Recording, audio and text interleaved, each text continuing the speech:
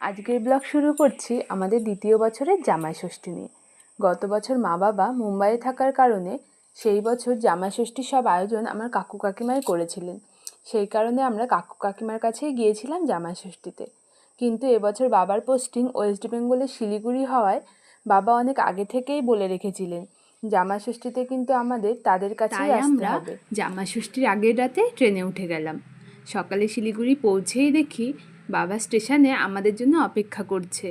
আমাদের দেখে বাবার মুখের হাসিটা দেখার মতো ছিল। বাড়িতে পৌঁছে দেখি মাও গেটের সামনে আমাদের জন্য দাঁড়িয়ে অপেক্ষা করছে। আমাদের দেখে মা তো খুবই খুশি। ঘরে ঢুকেই বুঝলাম মা তার আদরের মেয়ে জামাইয়ের জন্য কত যত্ন করে কত কিছু আয়োজন করে রেখেছেন। তারপর মা সব রেডি করে দিল আর এখানে জামাইও সব খেতে বসে গেল।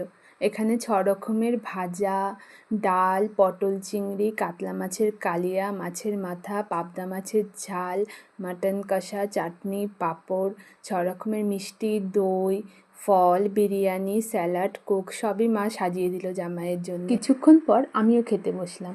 এইভাবেই অনেক ভালোবাসা, আনন্দ আর পরিবারের সঙ্গে কাটানো কিছু দারুণ মুহূর্ত নিয়ে শেষ হলো আমাদের দ্বিতীয় বছরের জামাই ষষ্ঠী।